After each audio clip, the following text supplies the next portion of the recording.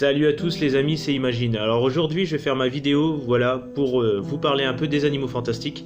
Comme j'avais promis, voilà, j'avais fait mon petit vlog pour aller voir les Animaux Fantastiques 2. Et je vous avais promis de vous faire une vidéo pour vous parler un peu du film, parler en spoilant voilà, un peu le film, ce que j'en ai pensé. Donc pour ceux qui ne l'auraient pas vu, je vous invite à quitter cette vidéo parce que je vais forcément spoiler et j'ai pas envie de vous décevoir. Donc n'hésitez pas à refaire un tour après voilà, sur la vidéo, après que vous l'ayez vue, et me dire ce que vous en avez pensé. Donc on va commencer tout de suite. Déjà, comme je vous ai dit, j'ai adoré le film. Je fais seulement cette vidéo maintenant pour un peu, voilà, parce que j'ai pas forcément eu le temps de faire cette vidéo, mais aussi pour avoir le temps, voilà, après quelques jours, de repenser un peu à ce que j'ai vu et de m'en faire vraiment une bonne opinion et pas vous balancer des trucs comme ça sans y avoir réfléchi.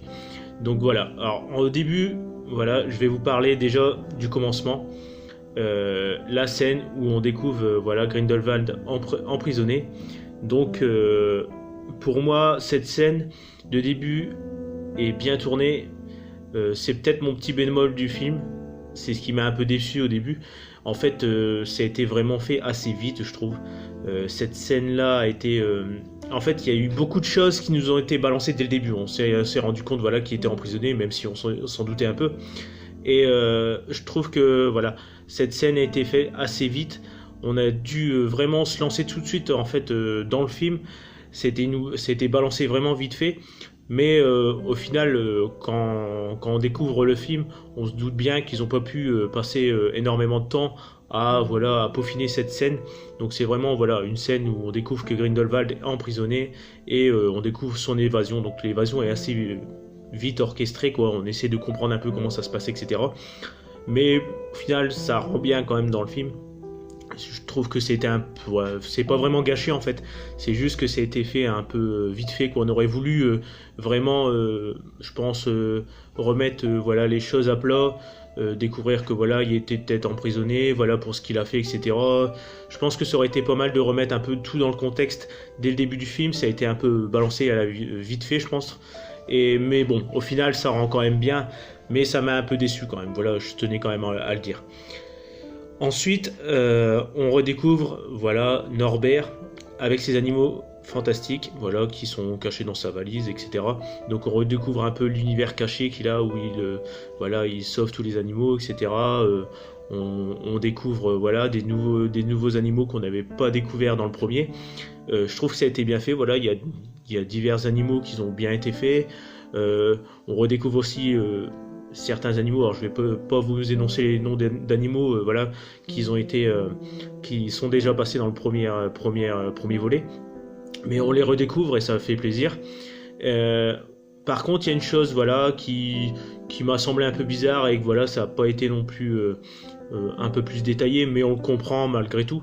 C'est la personne voilà, qui s'occupe des animaux avec Norbert. Donc j'ai plus son nom en tête, c'est une femme donc qui est là pour s'occuper des animaux, mais on se doute bien en fait elle est là mais en tant qu'à moitié apprentie. Norbert est peut-être en train de la former, etc. pour s'occuper des animaux, mais c'était un peu gâché. On aurait bien voulu en savoir un peu plus sur ce personnage. Alors peut-être que ça sera développé par la suite, mais moi pour ma part j'aurais bien voulu savoir comment ils se sont rencontrés et voilà le lien qu'elle a avec Norbert, enfin voilà, savoir un peu plus sur ce personnage parce qu'on le découvre assez vite fait, voilà, s'occupe des animaux, etc. Alors que voilà, on pensait un peu que c'était un peu le jardin secret de Norbert, voilà, tous ces animaux qu'il cache dans sa valise. Voilà, c'est juste une petite aparté aussi, voilà, je vous énonce un peu les choses que j'ai aimé, mais aussi voilà, les petites choses que j'ai trouvé un peu bizarres et qui m'ont un peu déplu aussi. Malgré tout, le film m'a entièrement satisfait, hein.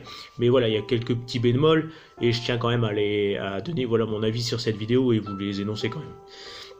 Ensuite, on redécouvre aussi la relation entre Tina et Norbert. Donc ça a l'air un peu flou. Au début, on se rend compte qu'en fait, voilà, ils se sont un peu perdus de vue. On a eu des notions comme quoi Tina aurait fait à moitié, aurait rencontré une autre personne. Ensuite, c'est un peu flou. On se rend compte qu'en fait, Tina a su que Norbert allait à moitié se marier avec l'État, sauf que voilà, c'est une fausse information qu'elle a eue. Donc c'est un peu flou et enfin c'est appréciable en fait dans le film parce qu'on se rend compte qu'en fait les deux personnages se cherchent, mais voilà sont un peu en fait tous les deux timides et n'osent pas s'aborder en fait. Donc c'est vraiment appréciable parce qu'on arrive à se retrouver là-dedans et redécouvrir vraiment le Norbert qu'on a découvert dans le premier volet qui est vraiment timide et réservé quoi. Ensuite il y a voilà, il y a Queenie et Jacob. Donc ça c'est pareil, j'étais content de les redécouvrir aussi. Jacob, j'apprécie extrêmement son personnage, il est super bien fait et j'ai été content de voilà de le redécouvrir. Alors ouais, c'est pareil, c'était un peu flou au début. On se rendait compte que Queenie a à moitié envoûté Jacob. Et voilà, je trouve que c'était une bonne idée en fait de lancer ça parce qu'on sait que Queenie a des aptitudes au niveau des pensées, etc. Pour voilà, un peu hypnotiser un peu les personnes, etc. Et je trouve que ça a été bien pensé. Au niveau des personnages, voilà, c'est resté toujours dans le même thème que voilà, Queenie, voilà, peut-être peur des relations, etc. Et que Jacob, bah, il en a pas peur, etc. Et ça reste toujours voilà, dans le thème du premier volet, ça reste toujours dans les mêmes intentions, dans les personnages, et c'est vraiment bien fait. Ensuite, on découvre aussi, alors là, c'est nouveau dans l'épisode 2, Nagini, donc Nagini qu'on a découvert dans Harry Potter. J'étais très content de découvrir, même avant le film, qu'il y avait voilà, le personnage de Nagini qui allait être développé. Le personnage, pour moi, est super bien fait. L'actrice, alors je vais pas vous donner son nom, je ne sais plus non plus. Alors, je vais pas mentionner forcément les noms d'acteurs, etc. parce que j'ai du mal à retenir. Mais je trouve que elle a bien joué dans le film. Le personnage est bien développé. Il n'y a pas de contradiction avec ce qu'on a découvert dans Harry Potter, pour ma part. Alors peut-être que vu de votre côté c'est peut-être autre, mais je trouve que c'est super bien pensé et super bien fait. De parler voilà c'est des malédictus je pense. Si je dis des bêtises il faut me reprendre, mais je trouve que ça a été super bien fait voilà d'intégrer le personnage de Nagini dans les animaux fantastiques, surtout que voilà c'est le thème quoi, les animaux fantastiques, et le personnage de Nagini voilà on peut enfin découvrir un peu la personne qui était derrière ça quoi. Donc on redécouvre Croyance avec Nagini donc, et voilà ils ont certainement un lien très fort entre eux, et donc on les découvre dans un cirque qui apparemment à moitié capture voilà des créatures magiques voilà comme Nagini, et donc Croyance suit Nagini malgré diverses interdictions à voir du directeur du cirque qui voilà veut le séparer d'elle, et du coup bah on découvre un lien très fort entre eux, et on découvre un Croyance surtout qui est encore perturbé et qui cherche en fait maintenant à savoir qui il est. Donc il est un peu perdu, et je pense qu'il se retrouve un peu dans Nagini aussi, et on le découvre vraiment plus pas plus énervé, mais plus comment je vais dire, plus triste. Il a vachement de tristesse parce que il se cherche complètement. Il sait pas s'il fait bien, s'il fait mal, etc. Enfin moi c'est ce que j'ai ressenti dans le personnage, et on voit qu'il cherche vraiment à découvrir qui il est. Donc pendant diverses aventures après le cirque, avec Nagini, il s'en va en quête de savoir qui il est, et bah, on découvre au fur et à mesure du film diverses révélations, donc qu'il a été placé, etc. On découvre sur sa famille, et donc je vais en revenir surtout à la fin de cette vidéo, donc où on a là vraiment une révélation grande sur lui. On va passer à autre maintenant, donc on va parler de Dumbledore. Dumbledore que j'ai apprécié dans le film, parce que je trouve que le personnage est super bien interprété. C'est Jude Law comme acteur qui l'incarne, Et je trouve que franchement ils se sont pas loupés sur l'acteur, parce que franchement il joue super bien le Dumbledore. Et chapeau quoi, franchement sur ce point il y a tous les traits de Dumbledore qu'on a connu, sur sa façon d'être, sur sa façon de faire. Tout y est, et on se retrouve vraiment comme dans l'univers d'Harry Potter avec le même Dumbledore, quoi. Alors on découvre que voilà, Dumbledore est à Poudlard en tant que professeur, donc il est professeur de défense contre les forces du mal, s'il me semble, ça doit être ça. Et du coup, en fait, il s'est un peu en litige avec le ministère de la magie, qui, comme toujours à moitié, hein, même dans Harry Potter c'était pareil, mais voilà, il soupçonne à moitié de diriger Norbert pour diverses choses, alors que voilà, on découvre quand même que Dumbledore a une influence sur Norbert, mais eux soupçonnent plus de choses envers lui. Ils soupçonnent c'est comme dans Harry Potter, ils soupçonnent de faire plein de choses derrière le ministère de la magie, etc. On retrouve vraiment les mêmes traits que dans Harry Potter. Donc ils sont même à la limite à l'enlever d'être professeur contre les forces du mal, etc. Ça fait ça fait vraiment penser à Harry Potter, quoi.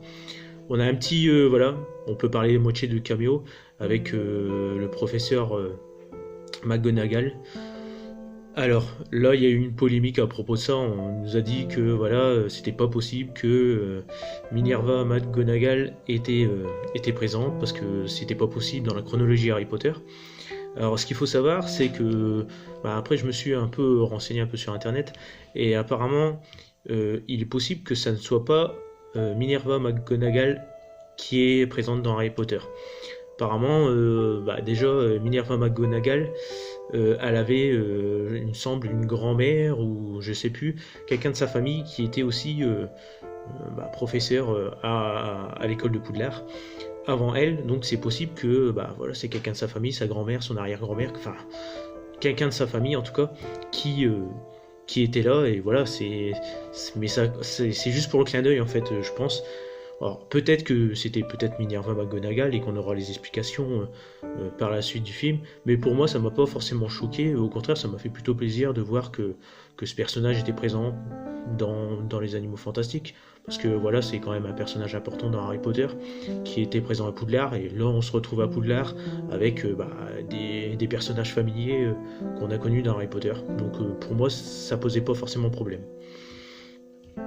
Donc ensuite on découvre la relation entre Dumbledore et Grindelwald, qui est toujours un peu ambiguë, parce que même à la fin du film c'est toujours un peu ambigu, à part la révélation qu'on a que voilà, ils ont fait un pacte de sang ensemble.